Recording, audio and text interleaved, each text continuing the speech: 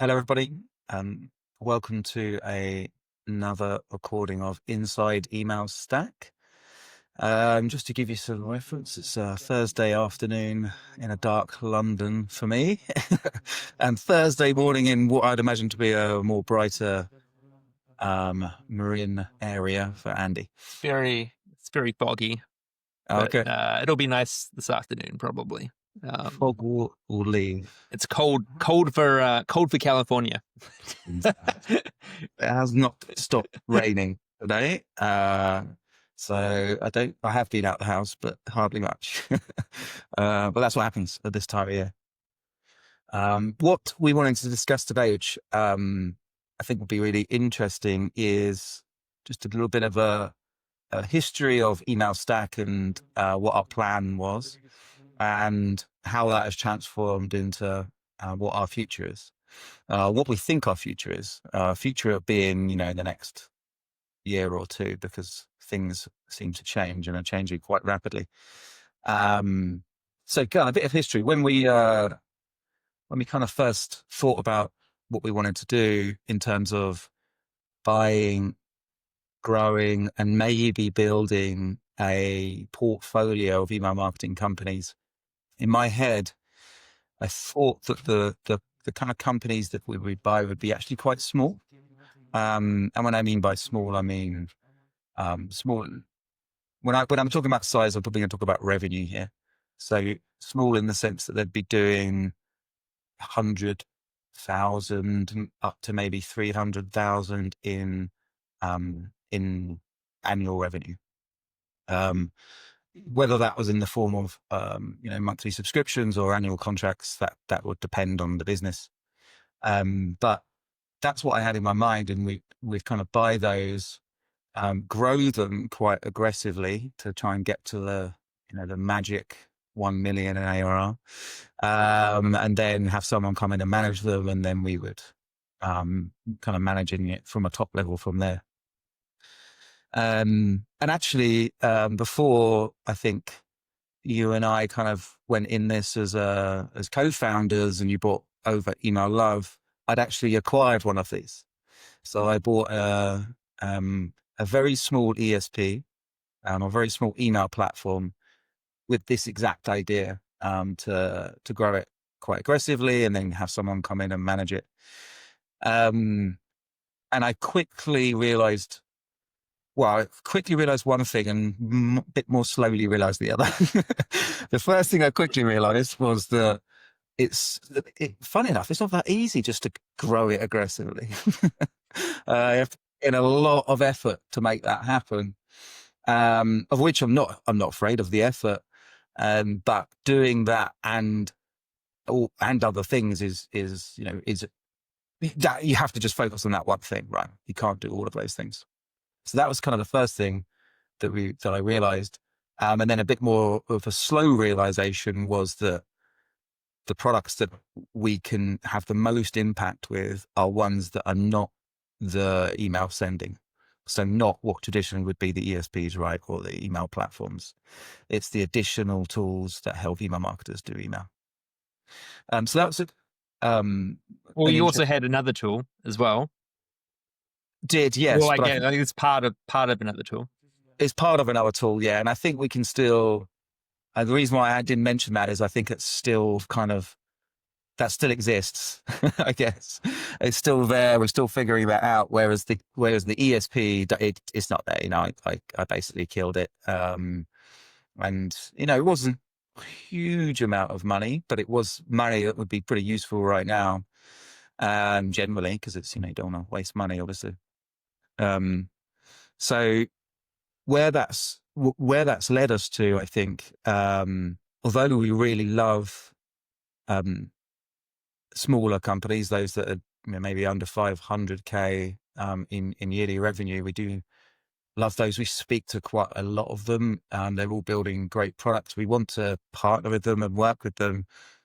Buying those and bringing them in as part of our portfolio is going to be hard, because we would need to be more in the day-to-day than we probably want to be. And where I think our strength is going to be is we can have a business that or a product that comes in that has a day-to-day operator, or more than a day-to-day operator, but has a team, has processes that are working, so the day-to-day gets done. And then where we can offer the most value is to kind of direct it into the right direction based on our experience in the space. We can put it in front of our community. We can get feedback. We can apply something that I'm calling kind of modern B2B growth, which is what we're doing now in terms of founder-led insights. It's video. It's making sure you're targeting keywords within those videos, but within content in Reddit, with general content on the site, all of that kind of modern playbook, which is not cold email, cold calling. So yeah, we can apply that and direct it in the right way. And just to kind of round that off, what that really means is those companies that we want to bring in, and there's lots of them, and the amazing ones are going to be over $1 million in ARR, which changes our strategy slightly, because the cold hard truth is we don't have that capital to buy that. Because if someone is doing $1 million in ARR, $1 million in annual revenue, they're going to want 3, 4, 5x that, depending on how fast they're growing and what the value of the company is. So that is why, if you're listening to this and you're kind of, or you read what we put out there and you think, this email stack's buying companies, but they haven't actually bought any. What are they doing? That's why.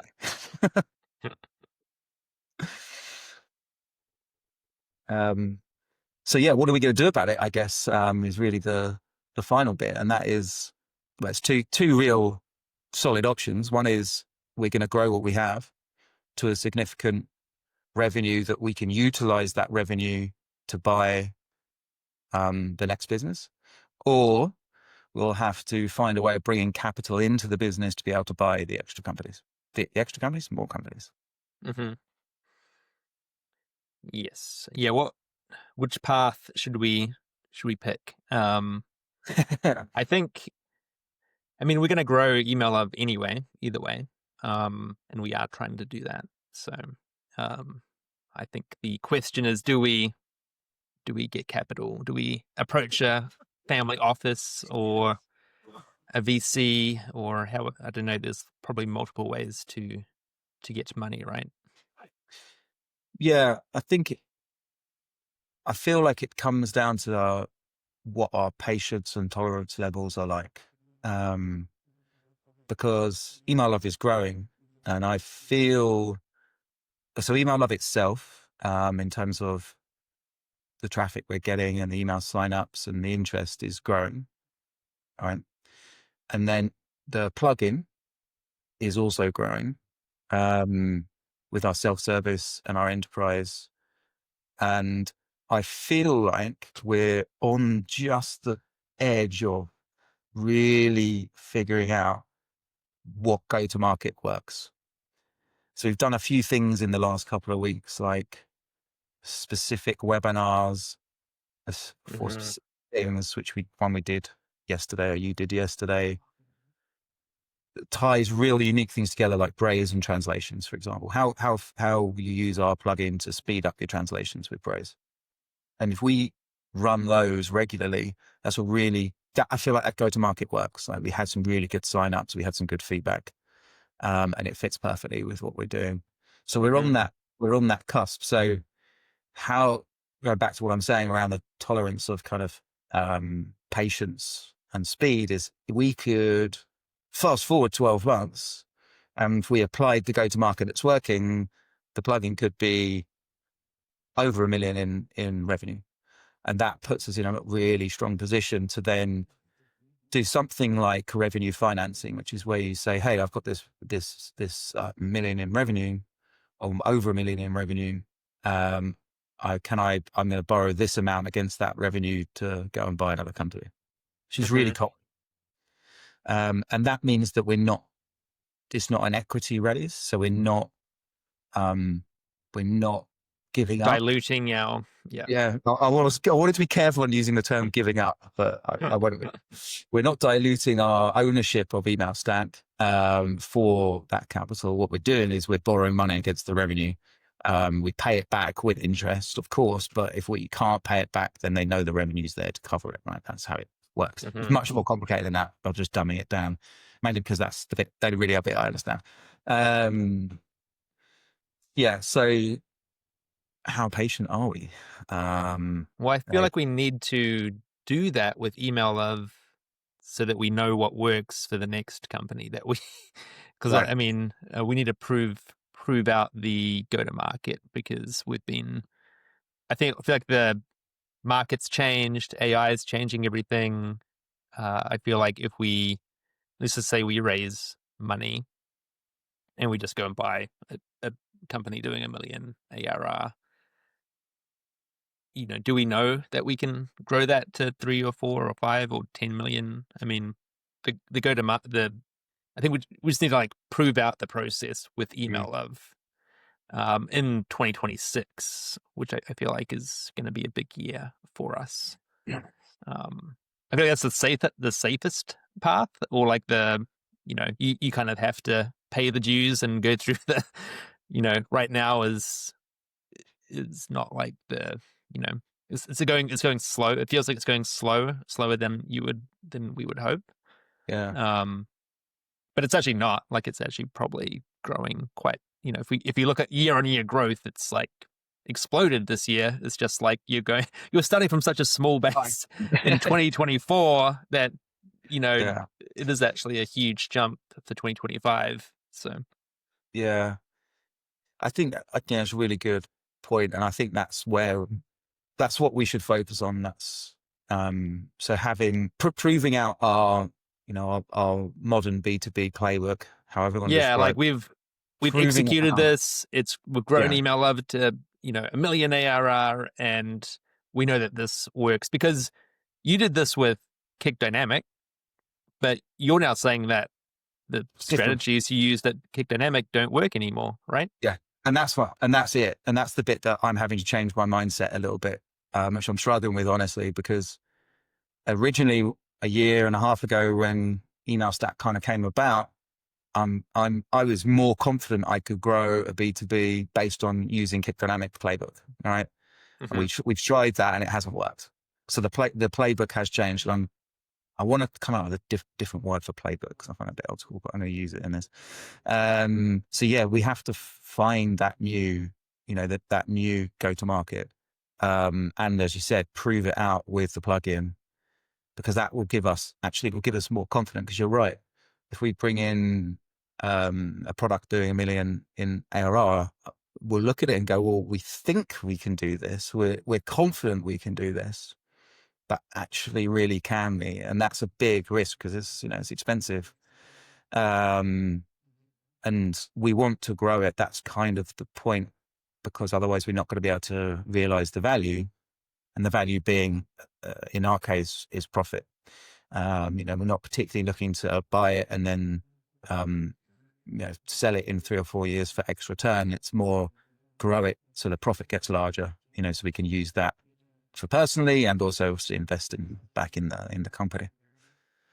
So yeah, I think that's probably the constant battle that we're gonna deal with is the battle between in our minds, maybe mine more than yours, around patience and speed and wanting to, and overconfidence maybe, like having that, because I'll have that confidence where someone say, "Oh, Matt, can you grow this?" I'll probably just say yes without even knowing what it is, just because of that overconfidence that I have. Yeah. Obviously not when they're talking about, I don't know, a company that does roofing or something, but any kind of B2B, I think I can. Um, Yeah, I feel like we need to nail it with email love first. And I think we do have that playbook now. mm, Um, but we need to prove, like in the next 12 months, we need to prove that it actually does build a consistent pipeline that we can then, uh, you know, right now our sales are so choppy. Like we had our biggest months in, September and October, and then we kind of cleaned out our pipeline, sold all our deals, and we're stuck in December, and we're like we kind of sold to everyone that we were talking to.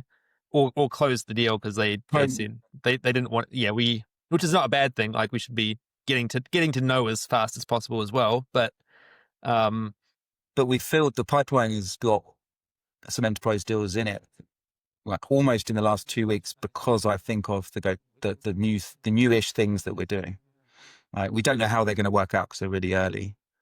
I think, Mhm. but what I'm so I feel like that's why when I say I feel like it's working, if we can consistently do it.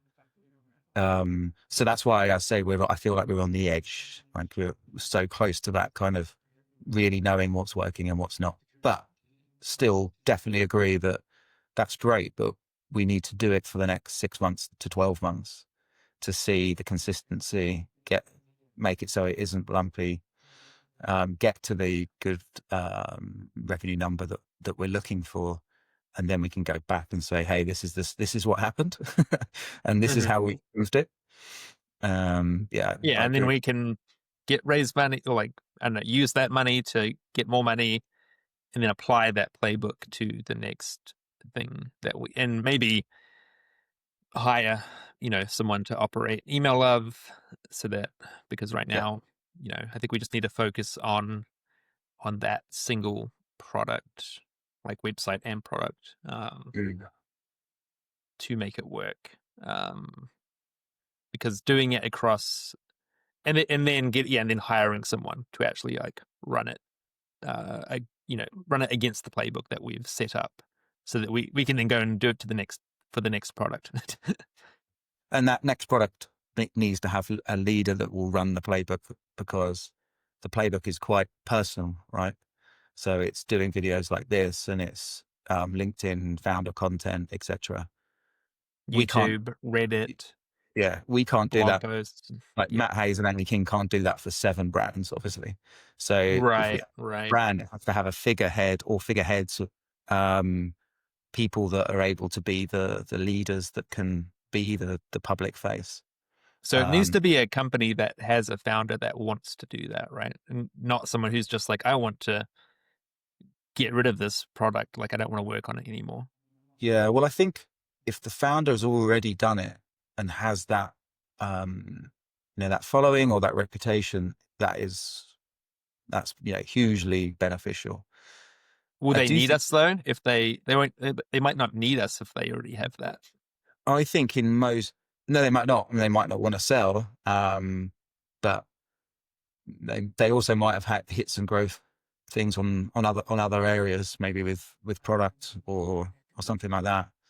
Um, but my current opinion is that anyway is that any founder that sells wants to leave. I don't Right, right. Like most of them are so like, I want to cash out and do a different thing. cash And out. so, do we like buy it and then find someone to lead it? Yes, so that's what I'm thinking. So that person coming in to lead it would need to be happy with being a public face, unless there was a team member that was already doing it. I think the companies where they have a handful of the team doing this kind of community founder led sale makes a massive difference. Like Beehive is a Mm. really good I know. example of I this. was going to say Beehive does a great job of enabling the team to, Yeah, be all over socials. They have yeah, their little bee emoji, and you just know, oh, that person's talking about exactly. Beehive. Yeah. Well, not only do they make them do, well, not make them, not only do they They do. encourage them, They do make them. they also encourage them to create their own newsletter using the product, right? It's genius, isn't it? Which I That's think a is super smart. even more important, to be honest. Yeah, And and then they're like, "We're making money from my own product and getting paid to do it." And one of the guys, I think he works in sales, he does like two dads in tech podcasts with this other guy, and just dads just talking about tech and stuff, which is cool. I just happened to stumble upon it on YouTube. So yeah, using like collecting emails with Beehive, doing YouTube, you know who he is. He's using Beehive. That's what you would I want. mean, as a salesperson as well, they're like, "Oh, I use it myself." Like, not many salespeople can say that about the product that they're selling. No, That's very unique. Usually, they're like, no, "I don't know anything about this product. Let's." Yeah. You know, And a lot of it comes down to the product as well, right? yeah, it's That kind of hard to be like, I know what I use AWS to, well, or even yeah, our I mean, product is like kind of hard to like find a person who, well, I guess we could find someone who is like a I mean, Figma designer, yeah, or an email designer or an to, email person. Yeah, exactly. So I think the reality in most cases is that the founder leaves. They might stick around for a little bit. Obviously, I've done it myself. Slightly different situation because Litmus was, a big organization. And we agreed right from the start that I wasn't going to be there for long. I was there for 12 months. But we'd be buying slightly smaller initially. But even then, I think the founder would probably, chances are the founder wants to sell because of that reason. Right? They probably are fed up, maybe bored, frustrated, got a side project, fallen out with their co-founder, all those kind of things. So they want, so yeah, having, so applying our playbook would mean that whoever we brought in to manage it, we would need to know that they would be happy in doing that community founder-led process. Mhm. Um, it'd Yeah, I be interesting. wonder how hard that'll be to find those. I mean, I had people in mind that could be good fits, but I don't know if they would want to do that. Yeah, that could be quite tricky to actually find people that want to do it and can be trained and are good at it. Um, I'm you kind definitely of have seeing to be like the owner of the product, right? Like they need to be like, well, like they're pretty much like, are they founder level people? Like they're, early employees for sure. Yeah, yeah. yeah. I'm definitely seeing more people doing it. There's definitely more. I'm seeing more organizations, more businesses where the team members are doing more of that. Yeah, more. Basically, I'm seeing more of them posting on LinkedIn and talking about what they do at the company. So It's you quite could, hard to do with it in a genuine way. I think Beehive is the only one that I've seen do it in a really well. yeah. And I Personally. think that's where you train them, right? So that's where we would come in. Is we would take a look at someone's post and go, yeah, that sounded a little bit too much like ChatGPT. Let's make it a bit more personalized. Let's do it this way. Let's do it this way. Um, yeah, I think that's important, and I think that I would imagine that the Beehive leadership team is probably doing that. Um, just kind of giving everyone kind of a grade in a lovely way on what they're doing, just to kind of make sure that it's fitting into the brand. Mm. You get your Um, bonus if you post a really good, a really nice LinkedIn post about well, I our think product. it comes for the personality as well of the kind of people you want to bring on, and manage and lead. Previous company that I was helping out, no one in the team, well, very few people in the team wanted to do it, which I thought was a bit strange. So, that's one Uh, community, then another, I know that they're all very keen on doing it, so. yeah, I think it's quite hard. There's definitely a lot of people who don't want to do that. Mm. Especially for Yeah. like their own, if it's not like a company, they're heavily, it's just like it's my job, and I don't care about like, it's a paycheck. I don't want to be posting about it on LinkedIn. I get that. Yeah. I think with a leader specifically, you would incentivize a leader to come in, you'd incentivize them on growth, right? Hmm. And that growth might be customer growth. So more customers, more revenue, but you might also incentivize them on profit. So make sure that, yes, you've got growing customers, but you're not also growing costs and keeping the costs the same. And if you could prove to them that to grow customers, you have to do this founder-led marketing, and these is our playbook because we've done it in the past. Most good leaders will be great, fine, I'll do it, because they'll be looking at the potential, incentives that they're going to get from doing that. They're going to get Hmm. money. Right? If they grow the company, they're going to get Right. more money. Um, but it comes into that personality, I think. Like if you said that to someone and they're but I'm not sure, then you might not have the right personality, right? Yeah, I think I mean, if it's tied to incentives around money, that definitely, I mean, that's why I don't mind doing it, because if I post on LinkedIn, do YouTube videos, that leads to customers ultimately. Yeah. And I have friends who are like, "Why do you post on LinkedIn so much?" And I'm like, "Well, because that's how we get customers and tell people about our product." I'm like, just if you don't want to see it, just unfollow. Like, I'm not posting it to you. And I just love the attention. Yeah, yeah, exactly.